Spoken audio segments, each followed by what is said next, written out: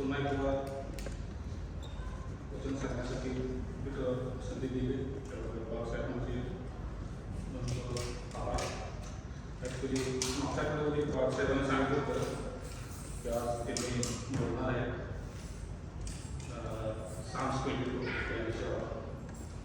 बाबासाहेबांनी म्हटलं बाबासाहेब म्हणजे मनामध्ये काही हे आहे म्हटलं पुढं की 7 वाक्यावरती थोडा अभ्यास केलेला आहे म्हटलं की थोडक्यात सांगणार आहे म्हटलं. जास्त वेळ काही घेणार नाही आहे. 1 तास नंतर बाबासाहेबांनी एक तास ऐकायची सवय नाही. लगेच बाहेर पडले की कानावर वाक्य येतात. लगेच बोलतो म्हणून आला नाही तू बोलणार जास्त वेळ नाही. प्रत्येक शब्दावर थोडे 5-10 मिनिटाचं थोडा अभ्यास करत आहे. अभ्यास म्हणजे प्रश्न पडत असतात मला मी की बाबा का म्हणजे त्या गोष्टी का होतात. तर आपण जवळच्या रविवारपासून ती पुनरुत्थानपर्यंतची जी प्रवास पाहिला जो वाचला त्यात बरेच प्रश्न आहेत आपल्याला जे समजून येत नाही तेवढं. आपण नुसतंच गोष्ट म्हणून वाचतो. त्याच्यामध्ये बरेच प्रश्न असे आहेत की हे असं का झालं असेल, असं परमेश्वरानं असं का केलं असेल. ते प्रश्न ज्यावेळेस मला पडत गेले त्यावेळेस त्याची उत्तरं मला मिळत गेली. आणि ज्यावेळेस उत्तरं मिळत गेली त्यावेळेस मग ते शेअर करावं आपल्या कॉम्प्लिकेशन बरोबर. बाबासाहेबांना म्हटलं बाबासाहेब मला चान्स दिला तर थोडं बोलून म्हणतात. जास्त वेळ नाही थोडंच आहे. 1 तास काही होता नाही.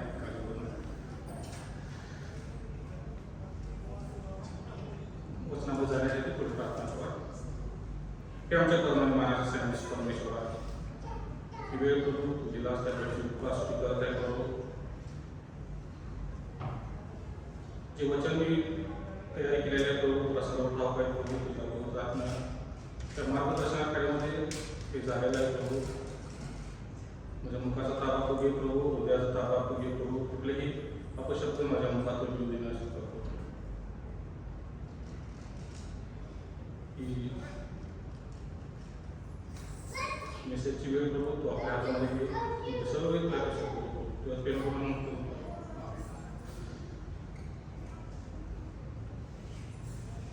ज्यावेळेस याचं 7 वाक्य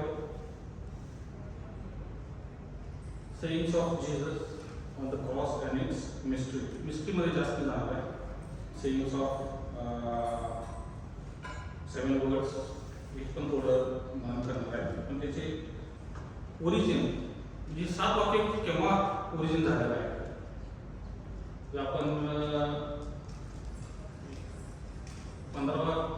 17th सेंचुरीच्या आधी बघितलं तरी 7 वाक्य असं ओरिजिन नव्हती. 7 वाक्य नुसताच एक मेसेज असायचा गुड फ्रायडेला आणि ते मेसेजवर बोलायचं. विचार केला की 7 वाक्य केव्हा आलं, की का आलं, कधी आलं, कसं आलं. आणि त्याचा अभ्यास करत असताना असं लक्षात आलं की 1786 मध्ये जोसेफ एडन नावाचा एक व्यक्ती होता. तो कॉयरचा लीडर होता आणि होली केव पोर्टेरी चर्च स्पेनमध्ये आहे ते. त्या चर्चचा तो सदस्य होता. आणि एका गुड फ्रायडे दिवशी त्याच्या पास्टरने त्याला सांगितलं की बाबा गुड फ्रायडे आहे त्यासाठी एक स्पेशल गाणं बनव. आणि ज्यावेळेस तो गाणं बनवत होता त्यावेळेस त्यानं ही जी 7 वाक्य आहे ही ओळीनं, ही पहिलं वाक्य, ही दुसरं वाक्य, तिसरं वाक्य म्हणून ती ओळीनं त्यानं त्यावेळेस लिहून काढली. पवित्र शास्त्रामध्ये कुठं असं नमूद केलं नाही की हे पहिलं वाक्य असेल किंवा दुसरं वाक्य असेल. पण जोसेफ एडन यांनी त्यावेळेस पहिल्यांदा हे नमूद केलेलं आहे. आणि ते लोकांना इतकं आवडलं आणि ते इतकं व्हायरल झालं ते की नुसतं स्पेनमध्ये पुरतं किंवा त्या चर्चमधून राहता ते इतर चर्चेसमध्ये इतर देशामध्ये ते वाढलं पसरत गेलं. आणि 1801 या दिवशी 1801 साली ब्रेक कॉफ अँड हार्टेल त्यांनी एक नवीन गाणं त्याच्यावर बसवलं. आणि ते गाणं जरी बसवलं त्यांनी नवीन चालीमध्ये जरी बसवलं तरी त्याची जो सिक्वेन्स होता तो सिक्वेन्स त्यांनी तोच ठेवलेला आहे. तेव्हापासून ते आतापर्यंत आपण त्याच सिक्वेन्समध्ये गुड फ्रायडेची सर्व्हिस घेत असतो. ती सिक्वेन्स खरं आहे का चुकीचं आहे याचा पण विचार करावा. बाबा ही सिक्वेन्स खरोखर आहे का. त्यावेळेस मला लक्षात आलं की जी शेवटची 2 वाक्य आहेत जी दिलेले आहेत त्याचं सिक्वेन्स ऑफसाईड झालं. शेवटची 2 वाक्य म्हटलेले आहेत की टेकलेस्टा इट इज फिनिश्ड आणि मी माझा आत्मा तुझ्याकडे सोडतो. काही अभ्यासकांचं म्हणणं असं आहे की टेकलेस्टा हा शेवटचा शब्द असतो आणि माझा आत्मा तुझ्याकडे सोडतो हा 6वा शब्द असू शकतो. पण जे रूढी परंपरेमध्ये गाठलेलं आहे ते आपण आजपर्यंत तीच रूढी परंपरा फॉलो करत आलेला आहे. त्यात 6व्या आणि 7व्या शब्दावरती नंतर आपण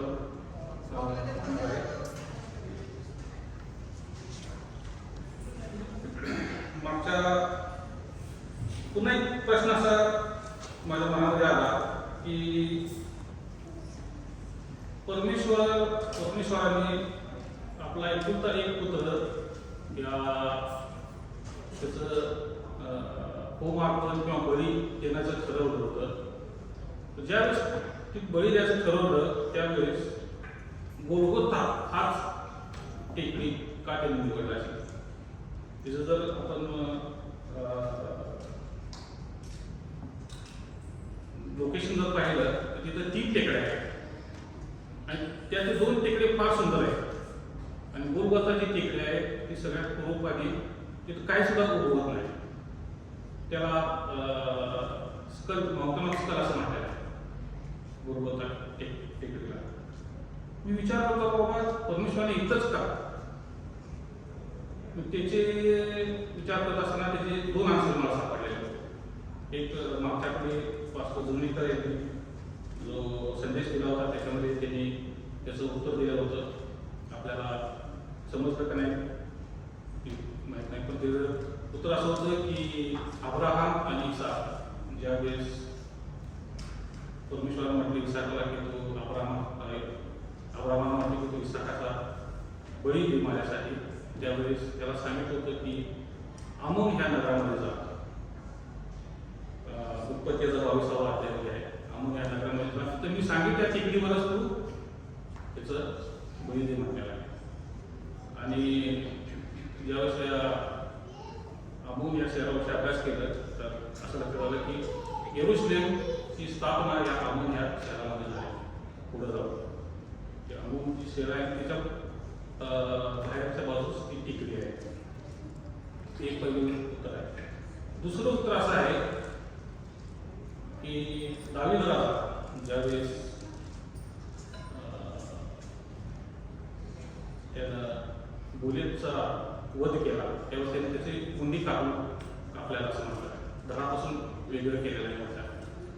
आणि दुसरा शेगोरमध्ये आपण पुढे जाऊन वाचलं की ज्यावेळेस तो राजा झाला त्यावेळेस त्याने येरुशलेम ही आपली राजधानी म्हणून स्थापन केली आणि तिथं त्यानं पुढे जाऊन गोलियतचं जे शिर आहे ते त्या टेकडीमध्ये खोदलेलं आहे असं आपल्याला वाचण्यात येते. गोलियतचं जे शिर आहे ते त्या टेकडीमध्ये जाऊन खोदलेलं आहे. ह्याचा आणि इतर काय संबंध आहे तर उत्पत्ती याचा 3रा अध्याय आणि 15वा वचन जर तुम्ही वाचलं ते परमेश्वरानं सगळ्यात पहिली जी प्रॉमिस आहे आपल्याला दिलेली आहे. पहिलं प्रॉमिस उत्पत्ती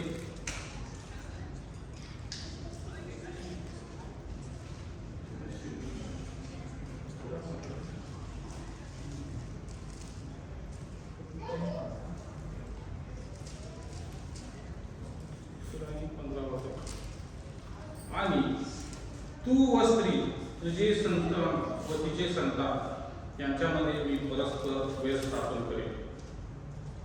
तो तुझे डोके फोडेल व तू त्याची टाच फोडशील म्हणजे परमेश्वराचे संतान कोण आहे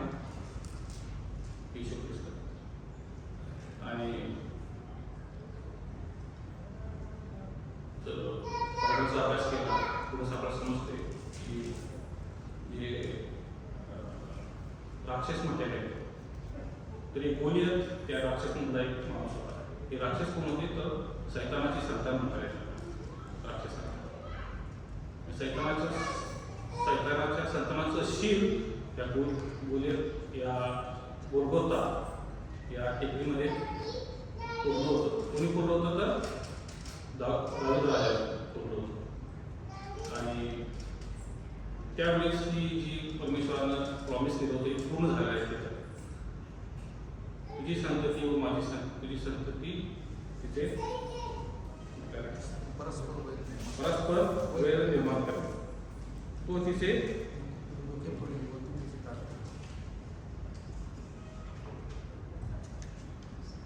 तो तुझे डोके फोडेल. परमेश्वर जो वधस्तंभ होता तो राक्षसाचा मोठा होता आणि तो तिचे तू त्याचे टाच पोचले म्हणतात. जे परमेश्वराचा आपण फोटो पाहिला कोसावाचा त्याचं खेळ्याखाली प्रदेश करा मारलेले ते चुकीचं आहे. टाच पोचले टाचे खेळ बरंच अभ्यास केला होता. बाळासाहेबांना पण विचारलं होतं या गोष्टीवर. त्यांनी मला बरंच लिटरेचर पाठवलेलं होतं त्याच्यावर बरेच फोटो पण काढलेले होते. तर त्या काळी इथं खेळ मार नसत तर इथे खेळ मार नसत टाच असते ना टाचेच्या भागमध्ये असं धरून भविष्याला पूर्ण करण्यासाठी होते. पूर्ण झाले म्हणजे काही सगळ्या गोष्टी पूर्ण व्हायला पाहिजे. त्यावेळेस अजून बरेच असे प्रश्न होते. प्रश्न पडले की मी सगळ्यात पहिला त्रास बाळासाहेबांना देत असतो. बाळासाहेब एक आहे बाळासाहेब सांगत असतात बऱ्याच गोष्टी. काही गोष्टी माझ्या डोक्याच्या वरून जात असतात, काही गोष्टी समजत असतात. बऱ्याच गोष्टी डोक्याच्या वरून जात असतात असं म्हणतात योग्य होते.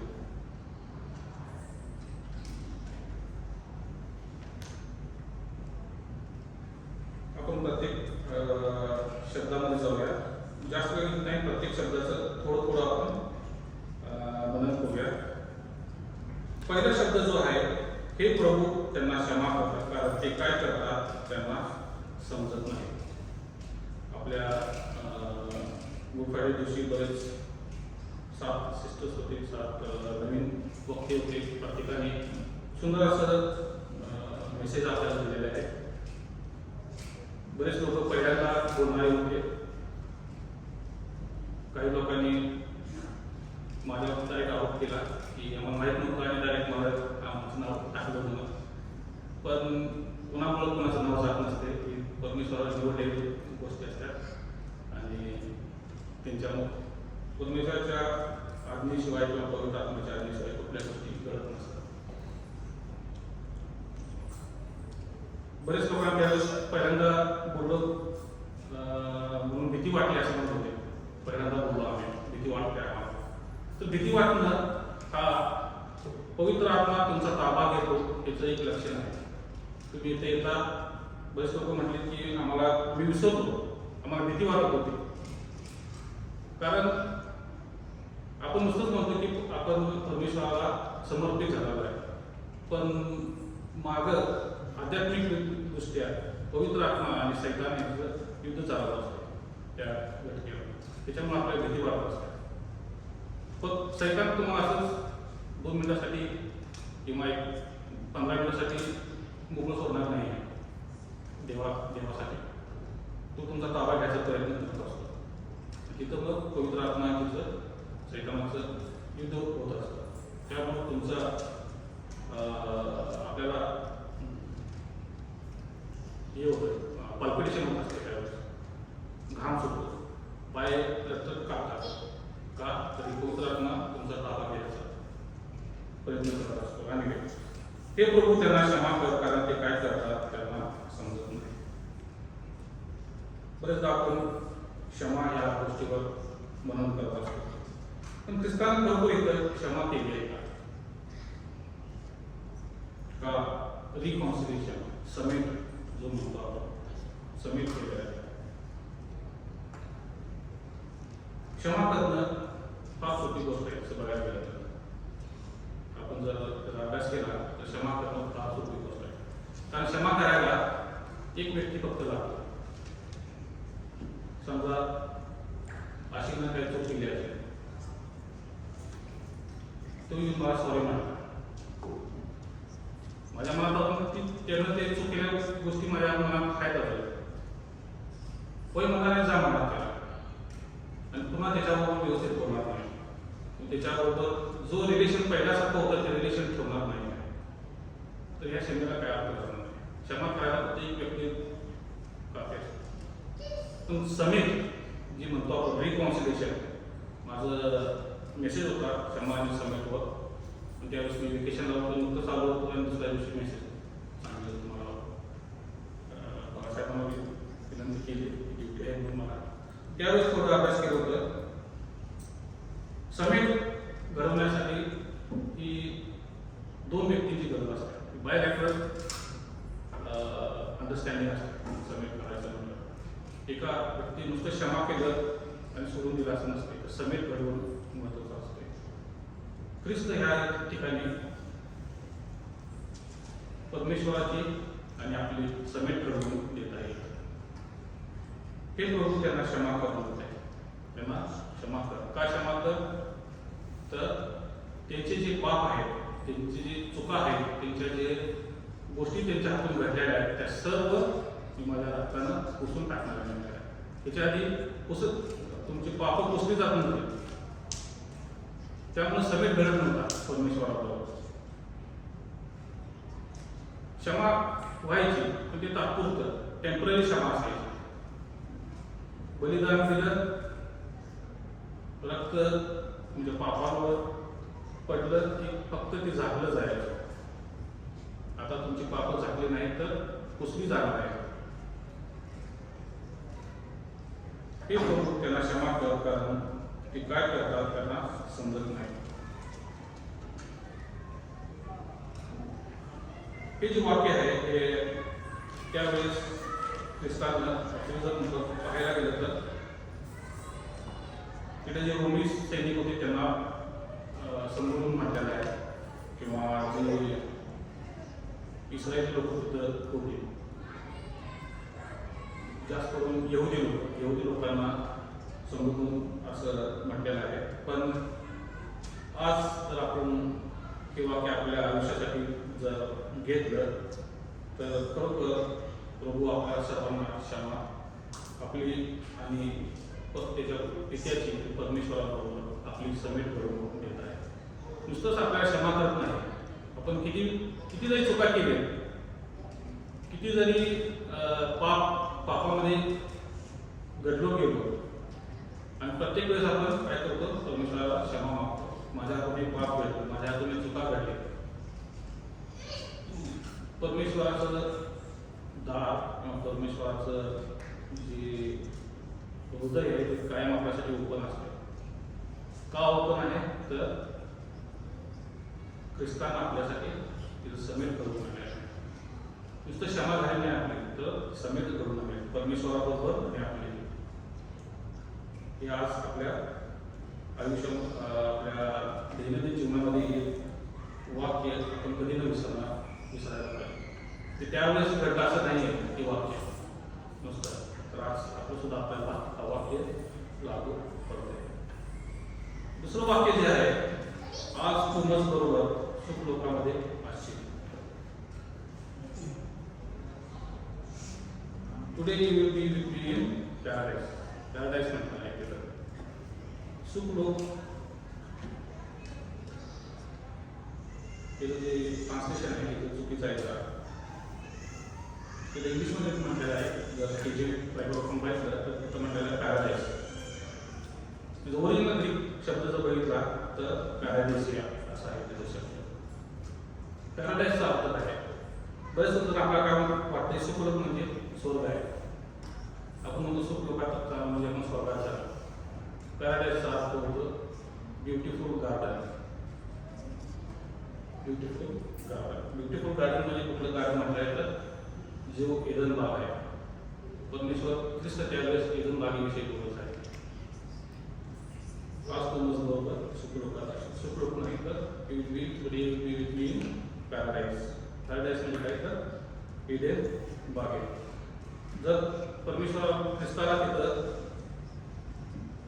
स्वर्गाविषयी बोलायचं असलं तर स्वर्गाला तिथं अरबीमध्ये दुसरा शब्द आहे शमाई. शमाई म्हणजे स्वर्ग आहे, हेवन म्हटलं जातं. तिथं शमाई हा शब्द न वापरता त्यानं पॅराडिसिया हा शब्द वापरला. पॅराडिसिया म्हणजे गार्डन ऑफ एडन. ज्यावेळेस पहिला आम्हाला पाप केलं म्हणून स्वतःच एडन बागेतून ज्यावेळेस बाहेर काढण्यात आलं त्यावेळेस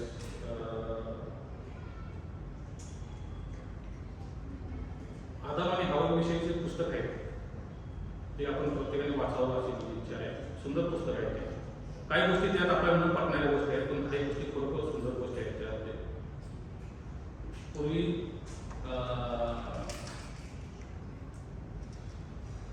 इसाई लोकांमध्ये त्याच्यामध्ये पुस्तक आहे की त्याचा अभ्यासाचा एक भाग असायचा. जर पूर्वीच्या बायकाचं टोटल जर आपण रिलिजियस बुक्स जर बघितले तर टोटल 118 पुस्तक आहेत. जसं बायबलमध्ये 118 पुस्तक आहेत.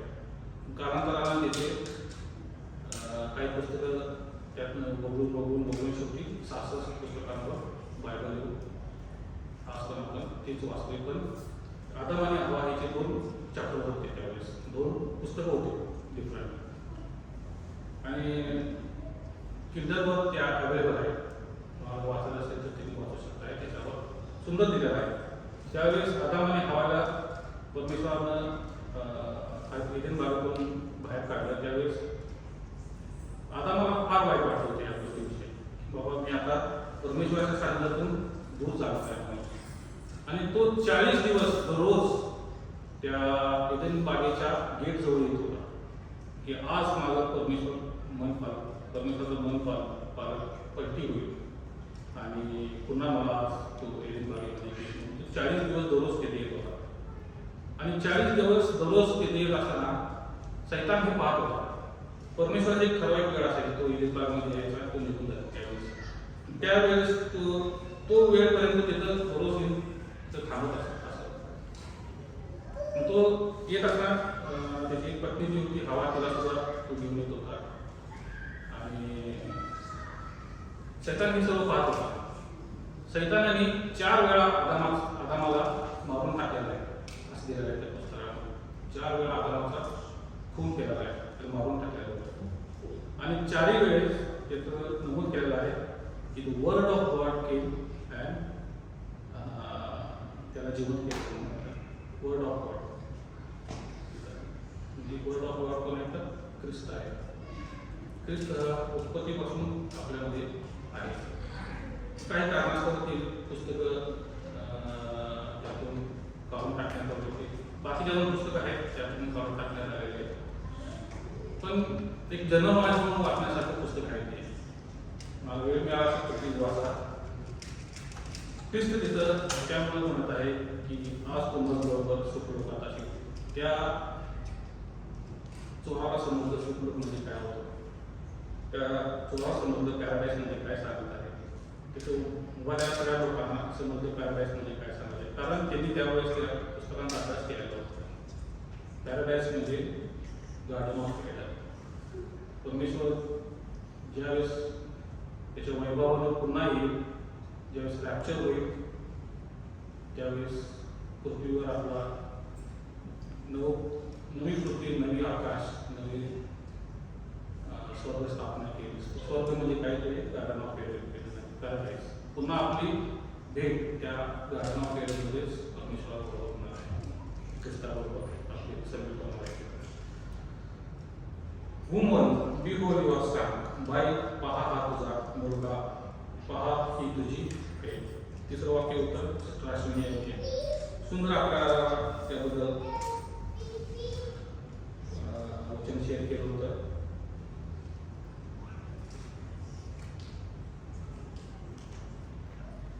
असं वाटलं नाही सिस्टम त्यावेळेस की फर्स्ट टाइम त्याने वचन शेअर करत आहे.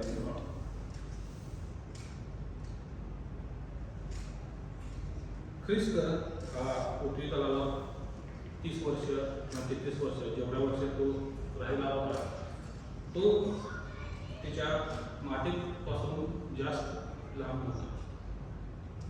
बरेच काळ त्यानं आपल्या मातेबरोबर व्यतीत केलं होतं. पहिलं चमत्कार सुद्धा त्याच्या आईच्या सांगण्यावरूनच झाला होता. आणि आता त्याला ही पृथ्वी ही जे जग आहे हे सोडून पुन्हा आपल्या पित्याकडे जाण्याची वेळ आली. जायच्या आधी तो आपलं काय करत आहे, आपल्या आईची काळजी घेत आहे आणि तिला तिची काळजी योग्य व्यक्तीच्या हातामध्ये सोबत आहे. कारण तिथं त्यावेळेस जर बघितलं तर सगळेच ख्रिस्ताला सोडून गेले होते. त्याची 12 शिष्यापैकी सगळे एक शिष्य तिथं जवळ नव्हता. त्याच्या ख्रिस्ताला भाऊ होते, सख्खे भाऊ होते ख्रिस्ताला. तसं बघितलं बघायला गेलं तर त्यातले एक पण तिथं जवळ नव्हता. त्याला सगळे जीवाच्या आकांतानं भीतीनं तिथं पळून गेले होते सगळे. होता फक्त तिथे एकच त्याचा एक शिष्य सांगलेला आवडता शिष्य. आणि तो आवडता शिष्य आपण जर बायबलचा आधी वाचला तो आवडता शिष्य तर योहान सांगितलेला आहे. म्हणजे योहान तिथं होता, जो शिष्य होता. आणि तो तिथं असताना ख्रिस्तानं पाहिलं की आपली आईची काळजी आता ही सगळी जी भाऊबंद आहेत ती काही घेणार नाही. त्यामुळे तो तिथं योहानाकडे त्याची आईची आईला आपलं सोपवत आहे. हे जर आत्ताच्या युगामध्ये जर आपण रिप्रेझेंट करायचं म्हटलं तर ती तिची आई आहे किंवा मरियम तिचं नाव आहे ते चर्च रिप्रेझेंट करते. आणि तो त्याचा जो आवडता शिष्य होता तो आवडता शिष्य म्हणजे जो चर्चचा पास्टर आहे किंवा जो लीडर आहे चर्चचा ते रिप्रेझेंट करतो.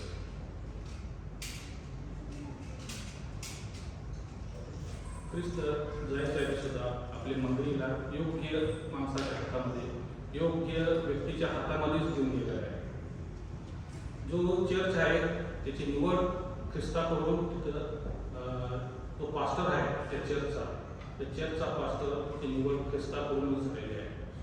आणि ख्रिस्ता म्हटल्याने मी येऊपर्यंत माझ्या मंडळीची सांभाळ करून म्हटलेला आहे, योग्य रीतीने सांभाळ करून म्हटलेला आहे. बाळासाहेब बरं तर मला सांगा माझं शेवटचं वर्ष आहे, मी जाणार लवकर जावं नंतर. पण बाळासाहेबांना म्हणणं आहे की जी सर्व वाक्यावर जाऊन करा आम्हाला डोकं जाऊन तुमच्या हातामध्ये चिरा दिलेला आहे. बाळासाहेब माझ्या देवा तू माझा त्याग का केला. एलोही लामा सबक करते. त्याविषयी ॲक्च्युली बाळासाहेब हे बोलणार आहेत. Psalms 22 22वां स्तोत्र आहे जे आता आपण वाचलेलं आहे. बाळासाहेब त्याच्यावर आपल्याला वचन शेअर करणार. ह्याच्यावर मी जास्त काही बोलणार नाही, थोडक्यातच बोलतो. एलोही लमा सबक करते म्हणजे माझ्या देवा तू मला त्याग करते. हे जर आपण बघितलं तर स्तोत्र 22 आहे. स्तोत्र 22 जे आहे ते त्याविषयी ते बोलत आहे. आता तिथं बरेच जण म्हणतात की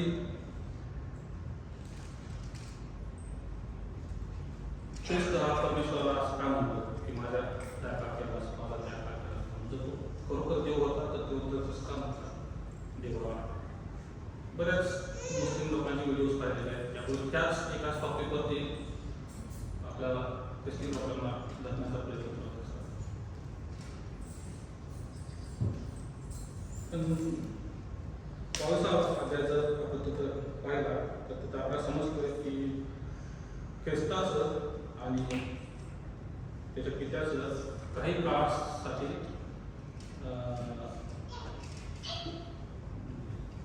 परमेश्वर त्याच्या पुत्रापासून विभक्त होता काही काळामध्ये. किती दिवसाचा काळ होता? तर ते 3 दिवसाचा काळ होता. त्या 3 दिवसाच्या काळामध्ये ख्रिस्त आणि परमेश्वर यांच्यामध्ये विभक्ती येणार. हे सुंदर असं स्तोत्र आहे ॲक्च्युली. आणि हे स्तोत्र प्रभात धारणी ह्या रागावर आधारित आहे. म्हणजे आपण इंडियामध्ये जर बघितलं तर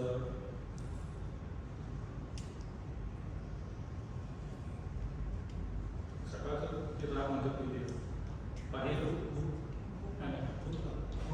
बाहेर हा बाहेर त्या रागावर ठीक आहे बाहेर तर आपण आपल्या ह्याच्यामध्ये बाहेर तर ख्रिस्तानं ज्यावेळेस शब्द म्हटला त्यावेळेस असा आरडाओरडा पण असं म्हणता नाही. जसं आपण टी व्हीमध्ये पाहतो की एकदमच आकांत उत्तम जीव पाठ करून ख्रिस्तान असं ओरडलेला शब्द आहे. तर तसं नाही. हे गीत आहे ॲक्च्युली आणि ह्या रागामध्ये तुम्हाला त्याचं ते महत्त्व राहते. ज्यावेळेस त्यांनी म्हणतात त्यावेळेस ते पोएम म्हणत होता त्याच्यामध्ये. आणि तिथं पोएम म्हटला त्यावेळेस फक्त जे उभारले होते जे इस्राईल लोक होते त्यांनाच फक्त समजत होते. बाकीचे लोकांना समजणार नव्हतं काय बोलत आहे. आणि तिथं नुसतंच इस्रायली लोक नव्हते तर तो आपण जर अभ्यास केला तर तो मोठा ओलांडणारा सण होता. आणि पूर्ण जगातून लोक तिथे येणार होते. नुसतंच यहुदी आणि इस्रायल लोक तिथे नव्हते. बऱ्याच बाकीच्या राज्यातले बाकीच्या देशातले लोक होते त्या सणाला. पण ख्रिस्ताला फक्त ते यहुदी लोकांना समजून सांगायला होते काय माझं अवस्था आहे का नाही. म्हणून त्यानं कोड लँग्वेज सारखं त्याने वापर केला. एक कविता त्यावेळेस कवितेचे पहिले 2 ओळ फक्त त्याने म्हटलेला आहे. माझ्या देवा तू मला काम करा. तर ख्रिस्त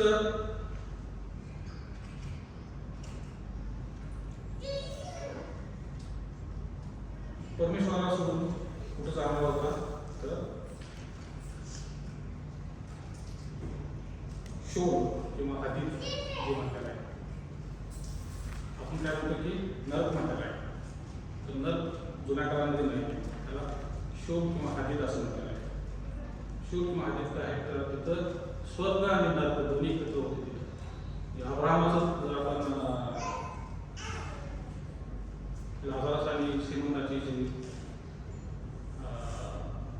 गोष्ट पाहिली तर तिथं म्हणजे आपल्याला समजून येते की ज्यावेळेस श्रीमंत माणूस मरतो तो जिथं आग असतात त्या ठिकाणी जातो आणि लाजारस ज्यावेळेस मरतो त्यावेळेस अब्राहमाची भूज म्हणत आहे. अब्राहमाची भूज म्हणजे काय आहे तर ती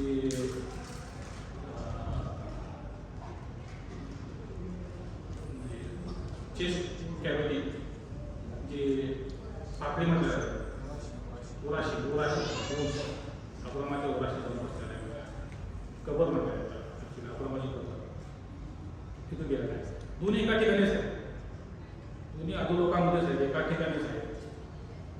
आता ख्रिस्ताला काय करायचं होतं 3 दिवसामध्ये स्वतःच्या वैभवानं त्याला जी अब्राहमाची भूज होती जी कबर होती ते स्वर्गामध्ये घेऊन जायचं. म्हणजे वरती आकाशामध्ये हेवन्स जे म्हणतात तिथं त्याला त्यासाठी त्याचं आणि त्याच्या पित्यापासून त्याला विभक्त होणं गरजेचं होतं. ह्या एका कामासाठी त्यानं पित्यानं त्याला आपल्यापासून विभक्त केलेलं आहे. त्यामुळं ख्रिस्त म्हणत आहे तू माझा त्याग का केलेला आहे. पावसाहेब आपल्याला ह्याबद्दल जास्त सांगणे पुढचा प्रयत्न असा आहे त्याच्या पुढच्या आठवड्यात. कारण पुढचा आठवडा मायवारचा दिवस आहे. मला तहान लागली आहे. मला तहान लागली आहे याचं जर आपण थोडं मनन केलं तर ही एक प्रोसेस आहे. प्रोसेसचा एक भाग आहे. बघायला गेलं तर तहान लागली. ख्रिस्त हा वधलेला पोकरा आहे आपल्या सर्वांना माहीत आहे. आणि पोकरा वधायच्या आधी त्याच्या मुखामध्ये पाणी देतात. जर कोशर आपण जर ख्रिस्ती लोकांना बघितलं तर आपण कोशर ही पद्धत आहे जी कोकार बांधण्याची पद्धत, आणि मुस्लिम लोकांची बघितलं तर हलाल म्हणतात त्याला. हलाल हा शब्द बायबलमध्ये एकदा वापरलेला आहे आणि तो सैतानाला रिप्रेझेंट करतो. ज्यावेळेस आपण हलाल म्हणतो त्यावेळेस तो सैतानाला अर्पण केलेली गोष्ट असते. यशायाचा 14वा अध्याय 12 वचनामध्ये सैतानाला हिलाल म्हणतात आहे. हिलाल मराठीमध्ये बघितलं तर प्रभात पुत्र असं म्हटलं आहे. प्रभात पुत्र जुन्या बायबलमध्ये प्रभात तारा होता. प्रभात तारा ख्रिस्ताला पण म्हटलेलं होतं आणि सैतानाला सुद्धा म्हटलेलं होतं. ज्यावेळेस जे बायबलचे प्रिंटर होते त्यांना ही गोष्ट लक्षात आली, त्यावेळेस नवीन बायबल ज्यावेळेस त्यांनी प्रिंट केलं त्यामध्ये त्यांनी ती चूक सुधारली आणि प्रभात पुत्र हा शब्द तिथं वापरलेला असलेल्या बायबलमध्ये. यशायात 14वा अध्याय 12 वचनामध्ये तर तिथं हेब्रूवर शब्द जर बघितला तर त्याचा अर्थ हिलाल होते. तर ख्रिस्त हा वधलेला कोकरा आहे आणि तो वधलेला कोकरा जर पूर्ण नियमानुसार पूर्ण जी रूढी परंपरा होती इस्रायल लोकांच्या त्याच्याप्रमाणे जर तो वधायचा असेल तर त्याच्या मुखामध्ये पाणी टाकणं गरजेचं होतं. पण स्तोत्र 59 मध्ये नमूद केलेलं आहे की मी तुमच्याकडे पाणी मागितलं पण तुम्ही माझ्या मुखामध्ये आमचा रस गाठून म्हटलेला आहे. आणि ते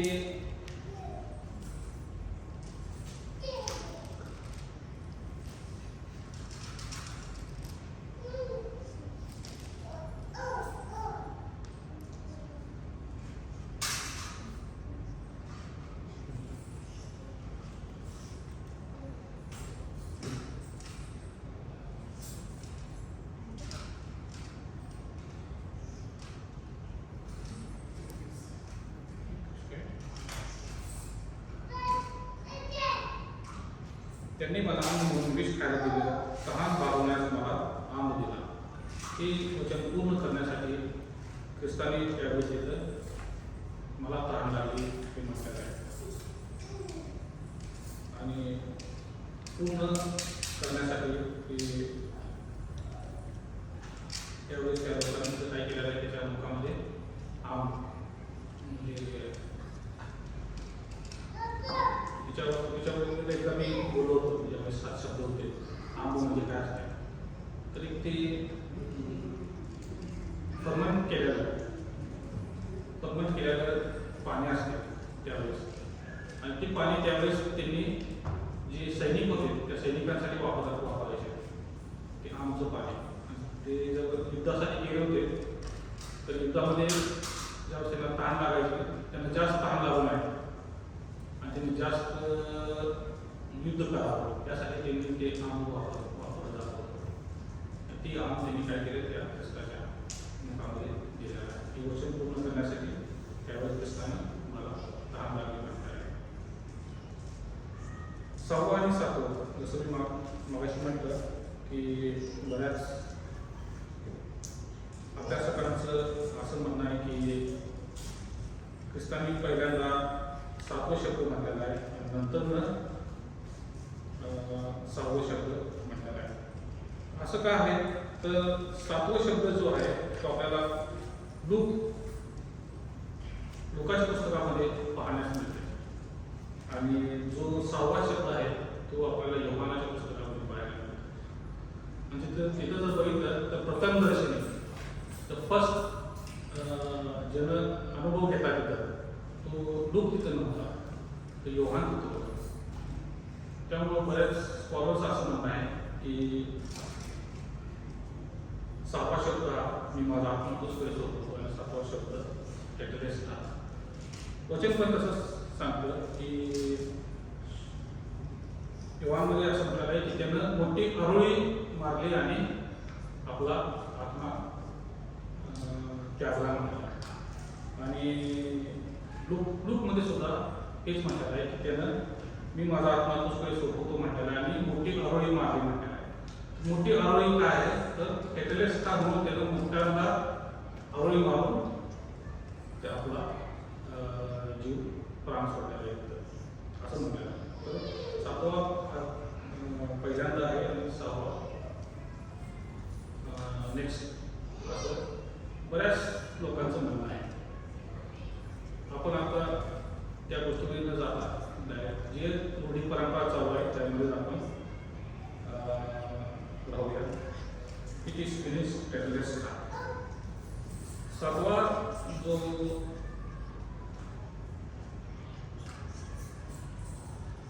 शब्द आहे तो मी माझा आत्मा तुझ्या हाती सोपवतो असा आहे.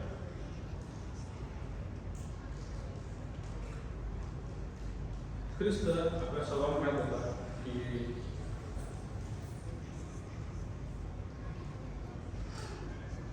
हा जो आत्मा ख्रिस्ताला मिळाला होता हा मनुष्याचा आत्मा होता.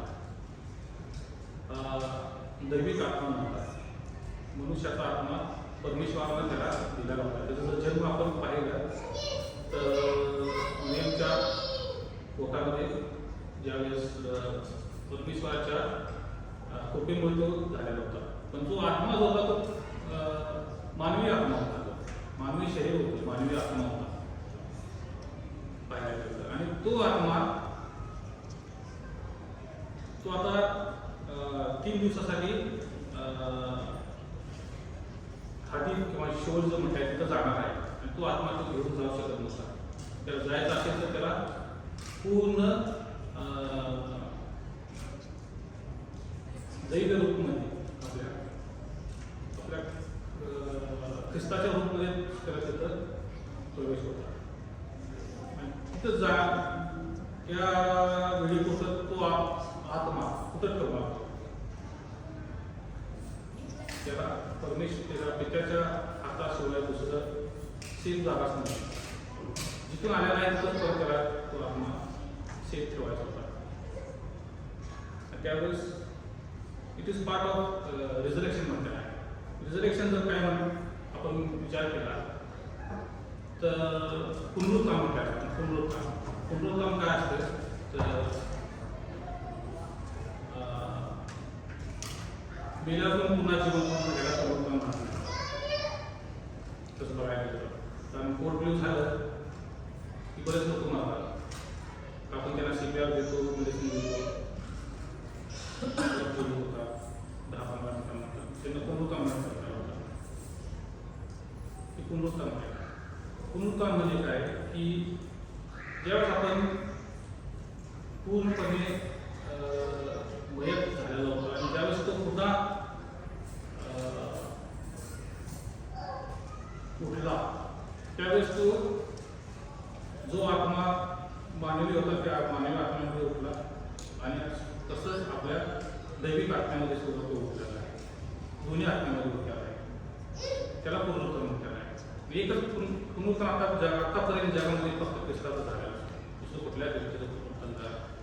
काही लोक असतात दिवस बघायचे आहे मी स्वतः जाऊन मी मेल्यानंतर एक हिंदी फिल्म हिरो पण आहे त्यानं तुझं म्हणता होता मेलो आणि मी स्वतः हिरो होतं असं असं पाहिलं तिथं सगळं स्वतःला आहे खोटं आहे. पुनरुत्थान फक्त ख्रिस्ताचं झालेलं आहे. जेव्हा पुनरुत्थान झालं त्या मानवी शरीरामध्ये झालेलं आहे तसं पुनरुत्थान ते मानवी आत्म्यामध्ये झालेलं आहे. तसंच ते दैविक आत्मा दोन्ही गोष्टीमध्ये त्याचं पुनरुत्थान झालेलं आहे. आणि ज्यावेळेस तो पुन्हा येईल त्यावेळेस त्या तिन्ही गोष्टीमध्ये तो येणार आहे. कारण जर नुसतंच तो दैवी आत्मा घेऊन आला तर आपण त्याला पाहणं कठीण होणार आहे. कारण तो परमेश्वर आहे. जुन्या काळामध्ये आपण पाहिलं मोशे आणि परमेश्वराचे जे मोशेला मोशे परमेश्वराला पाहू शकत नव्हता कारण त्याचं तेज एवढं स्ट्रॉंग होतं. त्या त्याच्यामध्ये तो पुन्हा येणार आहे, पण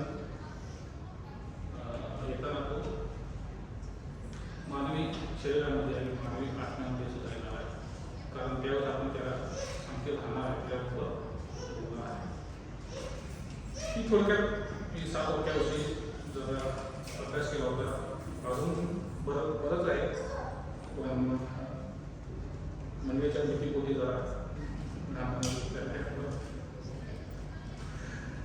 7 वाक्यात का बोलणार ख्रिस्ताना, ते सुद्धा एक प्रश्न करण्याचं कारण आहे. 7 वाक्याच का, 6 वाक्य सुद्धा बोलू शकला असता, 5 वाक्य सुद्धा किंवा 8 वाक्य सुद्धा बोलू शकला असता. 7 हे सर्वांना माहीत आहे आपल्याला की परफेक्शनचा आकडा आहे, कम्प्लिशनचा आकडा आहे. परमेश्वरानं 7 दिवसामध्ये आकाश आणि पृथ्वी बनवलेले आहे. ज्यावेळेस ख्रिस्त कुठल्याच त्या गोष्टीमध्ये बोलत असतो त्यावेळेस तो 7 फेजेसमध्ये बोलत असतो. उदाहरण जर घ्यायचं म्हटलं तर ख्रिस्ताला जी परमेश्वराची प्रार्थना आपल्याला शिकवायची, ते जर बघितलं तर ते 7 फेजेसमध्ये आहे ती प्रार्थना. किंवा ज्यावेळेस ख्रिस्त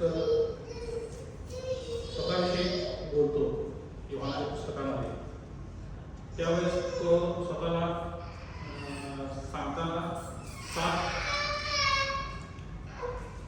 मेटाफोर्समध्ये आपल्याला व्यक्त करतो. म्हणजे I am bread of life, I am resurrection of and the life, the way and the truth, the good and the white, gate of salvation, light of the world and bread of life. 7 फेजेसमध्ये स्वतःला सांगितलेलं आहे. बरंच अभ्यास केला तरी बऱ्याच गोष्टी आपल्याला समजून येतात.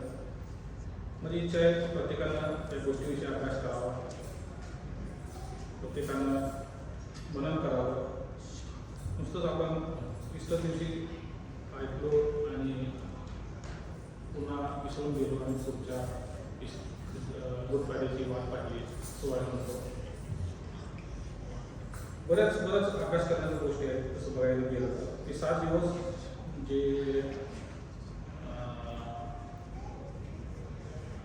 जवळच्या लेवलपासून ते पुनरुत्थानपर्यंतचे जे दिवस आहेत त्याचा जर अभ्यास केला की आता जे आपण परंपरा पावते ती चुकीची परंपरा आहे. असं बघायला गेलं पुनरुत्थानचा दिवस जर पावतो तो बरोबर आहे बघायला, पण जे गुड फ्रायडे पावतो किंवा त्याच्या आधीचे जे दिवस पावतो चुकीचे आहे. एक वेळा आपण बाळासाहेबांना रिक्वेस्ट केली होती की ते फीस जे आहे त्यांना समजावून सांगा. कारण त्यावेळेस 2 पासवरचे वलांडणाचे सण होते. ज्यावेळेस ख्रिस्ताचं हे झालं त्यावेळेस 2 वलांडणाचे सण होते, 2 शाबात होते. दोन्ही जर त्याचं कॅल्क्युलेशन केलं आणि ख्रिस्ताला 3 दिवस 3 रात्र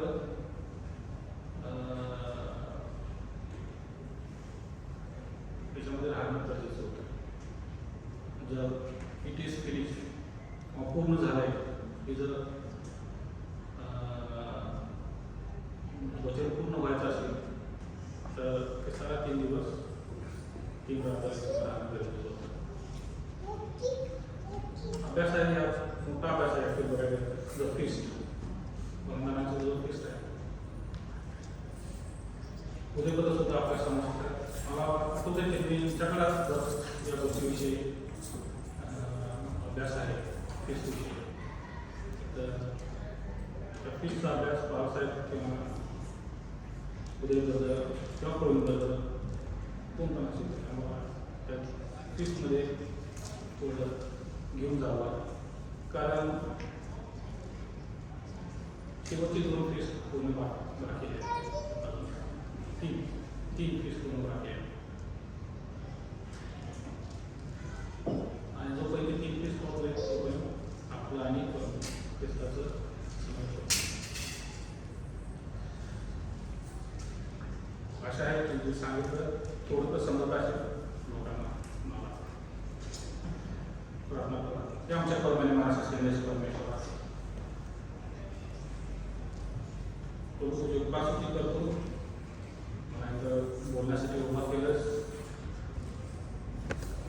ओढावऱ्या करू, जी तयारी केली होती करू, तयारीमध्ये करू तू मला साथ दिलास. जर काही चुकीचं बोललो असेल तर क्षमा करतो, जर वाईट बोलला असेल तर क्षमा करतो. आशाने करू जे बोललो मंडळीला समजले असे करू, योग्य असं त्यांना पवित्र आत्मा दे समजण्यासाठी. आणि पुढं जर कुठल्या गोष्टी समजल्या नसतील तर तुम्ही वचनामध्ये अभ्यास करत असेल तर त्यांना मार्गदर्शन करा. नम्याला प्रत्येकावर बघू तो विपुलास आशीर्वाद पाठवतो. बाळासाहेबांवर विपुलास आशीर्वाद पाठवतो. आजची भक्ती तू वचनावर केली